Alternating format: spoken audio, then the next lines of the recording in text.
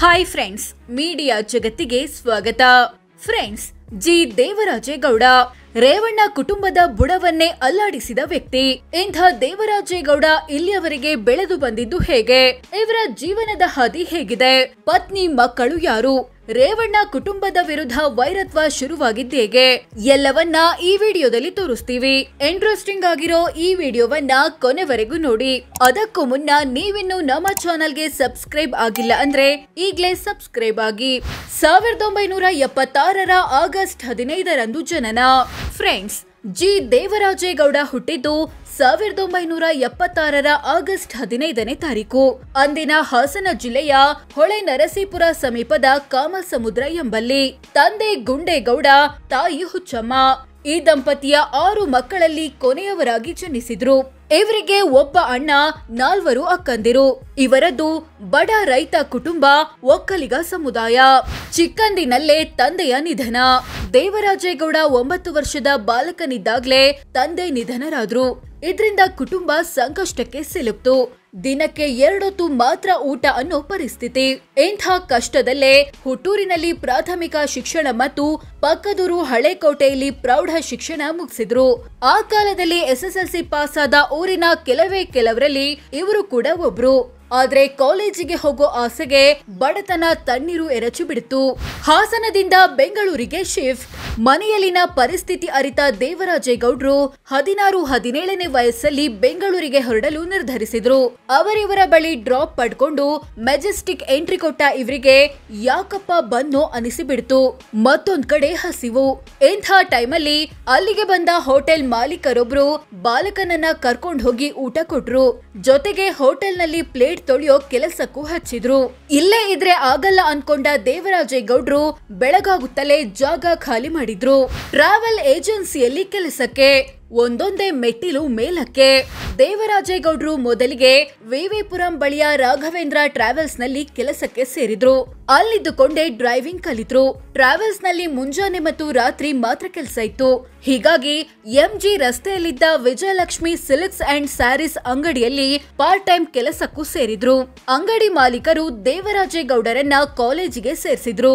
ಈ ಮಧ್ಯೆ SRS travels ನ ಓನರ್ KT ರಾಜಶೇಖರ್ ರ ಪರಿಚಯವಾಯಿತು. ಅವರು ದೇವರಾಜೇಗೌಡ್ರನ್ನ ತಮ್ಮ ಪರ್ಸನಲ್ ಡ್ರೈವರ್ ಆಗಿ ಇಟ್ಕೊಂಡ್ರು.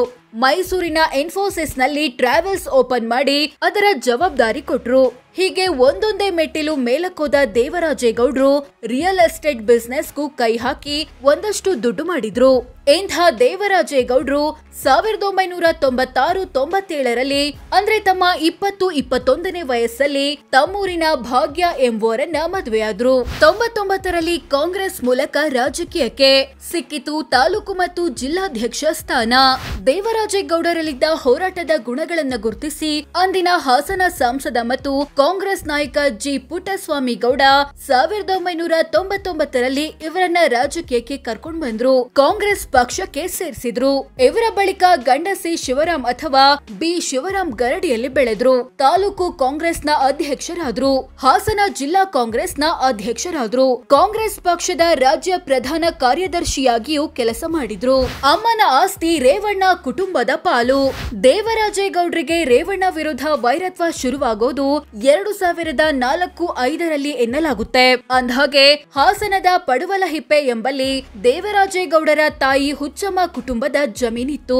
ಅದನ್ನ ರೇವಣ್ಣ ಕುಟುಂಬಸ್ಥರು ತಮ್ಮ ಹೆಸರಿಗೆ ಬರೆಸಿಕೊಂಡ್ರು ಅನ್ನೋದು ದೇವರಾಜೇಗೌಡರ ಆರೋಪ. ಇಲ್ಲಿಂದಾನೇ ರೇವಣ್ಣ ವರ್ಸಸ್ ದೇವರಾಜೇಗೌಡ ಯುದ್ಧ ಆರಂಭವಾಯಿತು. 2006 ವರದಕ್ಷಿಣೆ ಕೇಸ್ನಲ್ಲಿ ಜೈಲಿಗೆ. 2006ರಲ್ಲಿ ದೇವರಾಜೇಗೌಡರ ವಿರುದ್ಧ ಪತ್ನಿ ವರದಕ್ಷಿಣೆ ಕಿರುಕುಳದ ಕೇಸ್ ದಾಖಲಿಸಿದ್ರಿಂದ ಅರೆಸ್ಟ್ ಆಗಿ ಜೈಲು ಸೇರಿದ್ರು. ಗಂಡ ಹೆಂಡತಿ ಅಂದ್ಮೇಲೆ ಚಿಕ್ಕ ಪುಟ್ಟ ಗಲಾಟೆ ಇರುತ್ತೆ. ಇದನ್ನೇ ಅಸ್ತ್ರವಾಗಿ ಬಳಸಿಕೊಂಡ ರೇವಣ್ಣ ನನ್ನ ಪತ್ನಿಗೆ ಆಸೆ ಆಮಿಷವಡ್ಡಿ ನಾನು ಜೈಲಿಗೆ ಹೋಗುವಂತೆ ಮಾಡಿದ್ರು ಅನ್ನೋದು ದೇವರಾಜೇಗೌಡರ ಆರೋಪ. ಆಮೇಲೆ ಕುಟುಂಬದ ಹಿರಿಯರು ರಾಜಿ ಮಾಡಿಸಿದ್ರಿಂದ ರಿಲೀಸ್ ಆದ್ರು. 2010ರಲ್ಲಿ ಪರಸ್ಪರ ವಿಚ್ಛೇದನ ಪಡೆದ್ರು. ದೇವರಾಜೇಗೌಡ ಮತ್ತು ಪತ್ನಿ ನಡುವೆ ರಾಜಿ ಸಂಧಾನ ಏನೇ ನಡೆದ್ರು ಸಂಬಂಧ ಸುಧಾರಿಸಲಿಲ್ಲ. 2010ರಲ್ಲಿ ವಿಚ್ಛೇದನ ಪಡೆದ್ರು. ಈ ದಂಪತಿಗೆ 3 ಮಕ್ಕಳು, 2 ಗಂಡು 1 ಹೆಣ್ಣು. ಒಬ್ಬ ಮಗ IAS ಓದ್ತಿದ್ದಾನೆ, ಮತ್ತೊಬ್ಬ ಲಾಯರ್ ಓದ್ತಿದ್ದಾನೆ. ಮಗಳು ಸಾಫ್ಟ್ವೇರ್ ಇಂಜಿನಿಯರ್. ಶ್ವೇತಾ ಎಂಬುವರ ಜೊತೆ 2ನೇ ಮದ್ವೆ. ಮೊದಲ ಪತ್ನಿಗೆ ವಿಚ್ಛೇದನ ಕೊಟ್ಟ ದೇವರಾಜೇಗೌಡ ಕಸಿನ್ ಸಿಸ್ಟರ್ ಮಗಳಾದ ಶ್ವೇತಾ ಎಂಬುವರನ್ನ ಮದ್ವೆ ಆದ್ರು. ಈಕೆ ನನ್ನ ಬದುಕಿಗೆ ನೆರವಾಗೋದ್ರ ಜೊತೆಗೆ ನನ್ನ ಮಕ್ಕಳಿಗೂ ಆಶ್ರಯವಾದ್ಲು. ನನ್ನ ಮಕ್ಕಳಿಗೋಸ್ಕರ ತನ್ನ ತಾಯ್ತನವನ್ನ ತ್ಯಾಗ ಮಾಡಿದಳು ಅಂತ ದೇವರಾಜೇಗೌಡ ಹೇಳಿಕೊಂಡಿದ್ದಾರೆ. ರೇವಣ್ಣ ವಿರುದ್ಧ ಎಲೆಕ್ಷನ್ಗೆ ನಿಲ್ಲಲು ಯತ್ನ. 3 ಬಾರಿ ಕಾಂಗ್ರೆಸ್ನಿಂದ ಸಿಗ್ಲಿಲ್ಲ ಟಿಕೆಟ್. ಎಲೆಕ್ಷನ್ಗೆ ನಿಂತ್ರೆ ರೇವಣ್ಣ ವಿರುದ್ಧವೇ ಅಂತಿದ್ದ ದೇವರಾಜೇಗೌಡ ವಿಧಾನಸಭೆ ಚುನಾವಣೆ ಬಂದಾಗ್ಲೆಲ್ಲ ಹೊಳೆನರಸೀಪುರದ ಕಾಂಗ್ರೆಸ್ ಟಿಕೆಟ್ ಬಯಸಿದ್ರು. ಆದ್ರೆ 2008, 2013 ಮತ್ತು 2018 3 ಬಾರಿಯೂ ಕಾಂಗ್ರೆಸ್ ಟಿಕೆಟ್ ಸಿಗ್ಲಿಲ್ಲ. ಈ ನಡುವೆ ಬೆಂಗಳೂರಿನ ಸರ್ವೋದಯ ಲಾ ಕಾಲೇಜು ಸೇರಿ ತಮ್ಮ 41ನೇ ವಯಸ್ಸಲ್ಲಿ BA LLB ಪದವಿ ಪಡೆದ್ರು. ಲಾಯರ್ ಆದ್ರು. ರೇವಣ್ಣ ವಿರುದ್ಧ ಹೋರಾಡಲು ಇದು ಸಹಕಾರಿಯಾಯಿತು. 2018ರಲ್ಲಿ ಕಾಂಗ್ರೆಸ್ JDS ಮೈತ್ರಿ ಅಸಮಾಧಾನಗೊಂಡು ಬಿಜೆಪಿಗೆ ಜಂಪ್. 2018ರ ವಿಧಾನಸಭೆ ಚುನಾವಣೆ ಬಳಿಕ ಯಾವ ಪಕ್ಷಕ್ಕೂ ಸ್ಪಷ್ಟ ಬಹುಮತ ಬರದೇ ಇದ್ದಾಗ ಕಾಂಗ್ರೆಸ್ ಮತ್ತು JDS ಮೈತ್ರಿ ಮಾಡಿಕೊಂಡು ಸರ್ಕಾರ ರಚಿಸಿದ್ವು. ತಾನು ಯಾರ ವಿರುದ್ಧ ಹೋರಾಟ ಮಾಡ್ತಿದ್ನೋ ಅದೇ ಪಕ್ಷದ ಜೊತೆ ಕೈ ಜೋಡಿಸಿದ ಕಾಂಗ್ರೆಸ್ ವಿರುದ್ಧ ಮುನಿಸಿಕೊಂಡ ದೇವರಾಜೇಗೌಡ ಬಿಜೆಪಿ ಸೇರ್ಪಡೆಗೊಂಡ್ರು. 2019 ಪ್ರಜ್ವಲ್ ರೇವಣ್ಣ ವಿರುದ್ಧ ಕೇಸ್. 2019ರ ಲೋಕಸಭೆ ಚುನಾವಣೆಯಲ್ಲಿ ಪ್ರಜ್ವಲ್ ರೇವಣ್ಣ ಗೆದ್ದು ಹಾಸನದ ಸಂಸದರಾದ್ರು. ಆದ್ರೆ ಚುನಾವಣೆ ವೇಳೆ ಪ್ರಜ್ವಲ್ ತಮ್ಮೆಲ್ಲ ಆಸ್ತಿಗಳನ್ನ ಘೋಷಿಸಿಕೊಂಡಿಲ್ಲ, ಕೆಲವೊಂದನ್ನ ಮುಚ್ಚಿಟ್ಟಿದ್ದಾರೆ. ಹೀಗಾಗಿ ಅವರನ್ನ ಅನರ್ಹ ಮಾಡಬೇಕು ಅಂತ ಹೈಕೋರ್ಟ್ ಮೆಟ್ಟಿಲೇರಿದ್ರು ದೇವರಾಜೇಗೌಡ. ಈ ವೇಳೆ ಕೇಸ್ ಕೈ ಬಿಡುವಂತೆ ದುಡ್ಡಿನ ಆಮಿಷ ಒಡ್ಡಲಾಯಿತು. ಆದ್ರೆ ಅದಕ್ಕೆಲ್ಲ ಇವ್ರು ಬಗ್ಲಿಲ್ಲ. 2023ರಲ್ಲಿ ಕೊನೆಗೂ ಸಿಕ್ಕಿತು ಟಿಕೆಟ್. ಬದ್ಧ ವೈರಿ ವಿರುದ್ಧ ಹೀನಾಯ ಸೋಲು.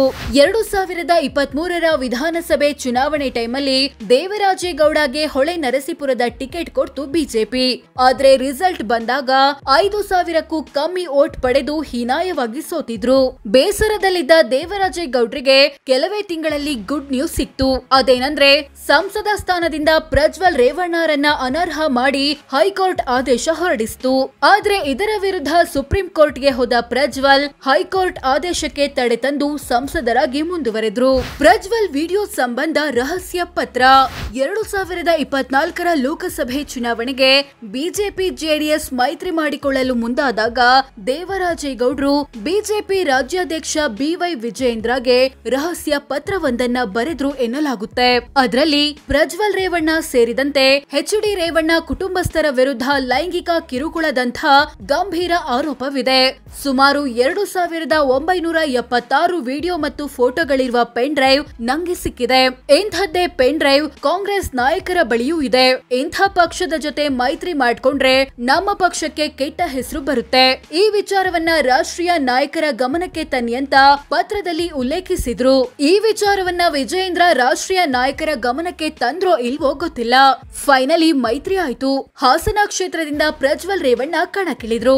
ಇದರ ಬೆನ್ನಲ್ಲೇ ಅಶ್ಲೀಲ ವಿಡಿಯೋಗಳು ವೈರಲ್ ಆಗಿ ರಾಷ್ಟ್ರ ಮಟ್ಟದಲ್ಲಿ ಸುದ್ದಿ ಆಯ್ತು. ಕೇಸ್ ದಾಖಲಾಯಿತು. ಅಲ್ಲಿಗೆ ರೇವಣ್ಣ ಕುಟುಂಬವನ್ನ ರಾಜಕೀಯವಾಗಿ ಮುಗಿಸ್ಬೇಕು ಅಂದ್ಕೊಂಡಿದ್ದ ದೇವರಾಜೇಗೌಡರ ಉದ್ದೇಶ ಬಹುತೇಕ ಈಡೇರಿದಂತಾಯ್ತು. ಆದ್ರೆ ವಿಡಿಯೋಗಳನ್ನ ರಿಲೀಸ್ ಮಾಡಿದ್ದು ನಾನಲ್ಲ, ತಾನೇ ರಿಲೀಸ್ ಮಾಡಿದ್ದು ಅಂತ ಬಿಂಬಿಸಲು ಕಾಂಗ್ರೆಸ್ನವರು ಪ್ರಯತ್ನಿಸುತ್ತಿದ್ದಾರೆ. ಇದೆಲ್ಲದರ ಹಿಂದೆ ಕಾಂಗ್ರೆಸ್ ಸರ್ಕಾರ ಮತ್ತು DK ಶಿವಕುಮಾರ ಕೈವಾಡವಿದೆ ಅಂತ ಆರೋಪಿಸಿದ್ರು.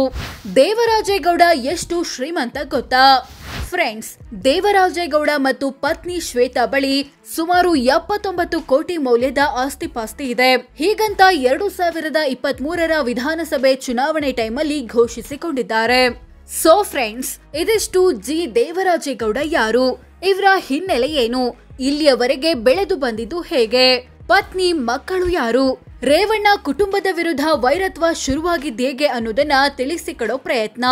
ವಿವಿಧ ಸಂದರ್ಶನಗಳಲ್ಲಿ ಇವರು ಮಾತನಾಡಿದ್ದನ್ನ ಆಧರಿಸಿ ಈ ಮಾಹಿತಿ ನೀಡಿದ್ದೇವೆ. ಇಂಥ ದೇವರಾಜೇಗೌಡ ಬಗ್ಗೆ ನಿಮ್ಮ ಅಭಿಪ್ರಾಯವೇನು ಕಾಮೆಂಟ್ ಮಾಡಿ ತಿಳಿಸಿ. ಹಾಗೆ ವಿಡಿಯೋ ಇಷ್ಟ ಆಗಿದ್ರೆ ಲೈಕ್ ಮಾಡಿ, ಶೇರ್ ಮಾಡಿ, ನಮ್ಮ ಚಾನೆಲ್ಗೆ ಸಬ್ಸ್ಕ್ರೈಬ್ ಆಗಿ. ಧನ್ಯವಾದ.